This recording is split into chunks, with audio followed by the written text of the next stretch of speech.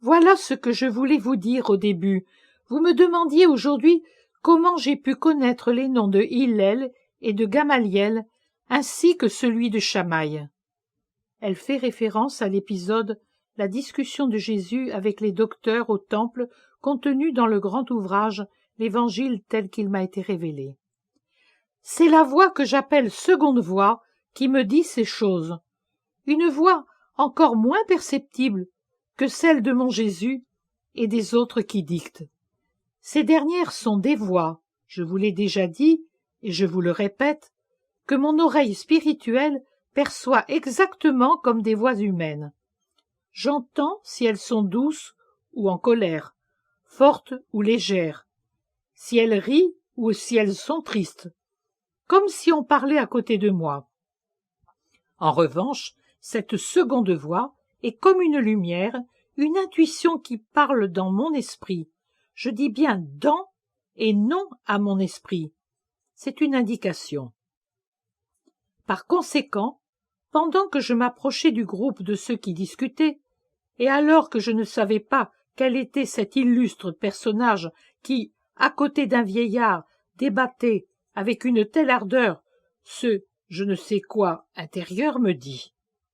Gamaliel, Hillel. Oui, d'abord Gamaliel, ensuite Hillel. Je n'ai aucun doute. Alors que je me demandais de qui il s'agissait, cet indicateur intérieur me désigna le troisième individu antipathique juste au moment où Gamaliel l'appelait par son nom. C'est ainsi que j'ai pu savoir qui était l'homme dont l'aspect était celui d'un pharisien. Aujourd'hui, ce même indicateur intérieur m'a fait comprendre que je voyais l'univers après sa mort. Il en va très souvent de même au cours des visions. C'est ce qui me fait comprendre certains détails que je n'aurais pas saisis toute seule, mais qu'il est important de comprendre. Je ne sais si je me suis bien expliqué, mais je m'arrête là parce que Jésus commence à parler. Jésus dit : « Lorsque les temps seront finis et que la vie devra être uniquement vie dans les cieux, l'univers redeviendra comme tu l'as pensé, ce qu'il était au commencement, avant d'être complètement dissous, ce qui adviendra une fois que j'aurai jugé. Beaucoup s'imaginent qu'il ne s'écoulera qu'un instant entre le moment de la fin et le jugement universel. Mais Dieu sera bon jusqu'à la fin, ma fille, bon et juste. Ceux qui vivront à la dernière heure ne seront pas tous saints, ni tous damnés. Parmi les premiers, il s'en trouvera qui sont destinés au ciel, mais ont quelque chose à expier. Je serais injuste si j'annulais pour eux l'expiation que j'ai infligée à tous ceux qui les ont précédés et qui se trouvaient dans les mêmes conditions à leur mort.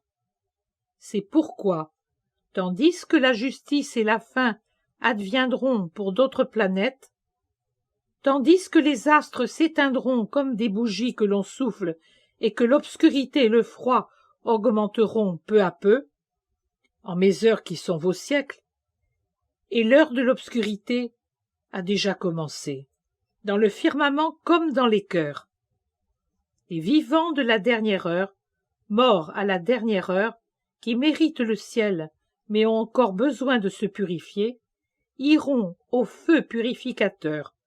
J'augmenterai l'ardeur de ce feu, afin que la purification soit plus rapide, et que les bienheureux n'aient pas trop à attendre pour mener leur chair sainte à la glorification et à la joie de voir leur Dieu, leur Jésus, dans toute sa perfection et son triomphe. Voilà pourquoi tu as vu la terre privée d'herbe et d'arbres, d'animaux, d'hommes, de vie, et les océans sans voile, telle une étendue stagnante d'eau dormante.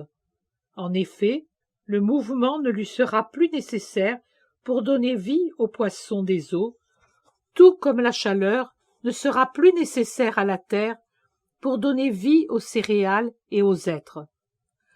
Voilà aussi la raison pour laquelle tu as vu le firmament vide de ses étoiles, sans plus aucun feu ni aucune lumière. La lumière et la chaleur ne seront plus nécessaires à la terre, qui ne sera plus désormais qu'un énorme cadavre portant en soi les cadavres de tous les vivants, depuis Adam jusqu'au dernier fils d'Adam. La mort, ma dernière servante sur la terre, accomplira sa dernière tâche, puis cessera elle aussi d'exister. Il n'y aura plus de mort, mais seulement la vie éternelle, dans la béatitude ou dans l'horreur.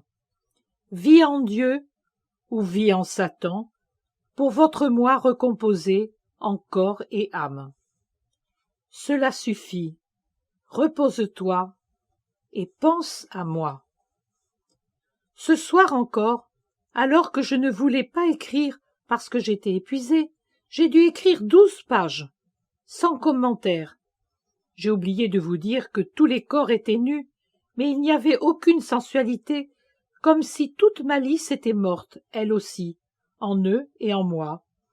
D'ailleurs, les corps des damnés étaient protégés par leur obscurité, et ceux des bienheureux étaient revêtus de leur propre lumière.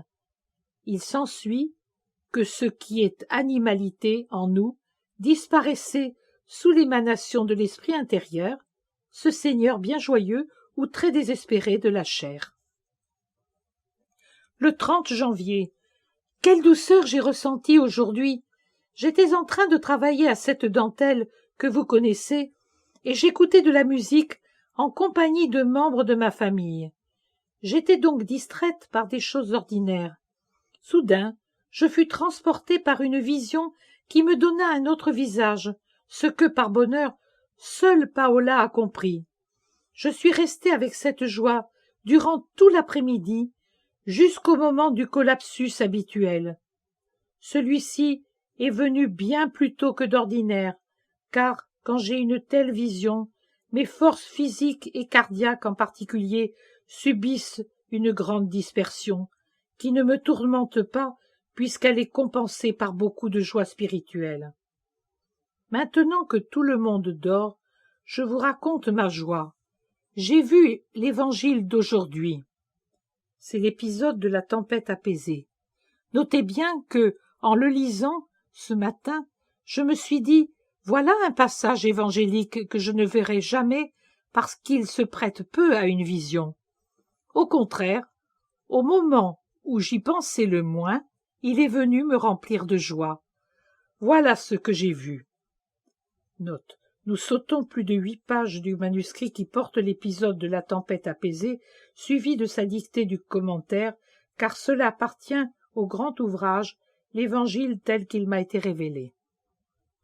Dommage que vous ne soyez pas venu aujourd'hui, vous auriez vu un visage rempli de béatitude, et moi, j'aurais pu savoir de quelle façon je change, car Paola dit qu'elle s'en aperçoit, même si je continue à travailler, et même plus rapidement, mais elle ne sait pas mieux expliquer. Je saurai du moins comment me conduire, et à l'occasion faire comme Moïse, me mettre un voile devant le visage.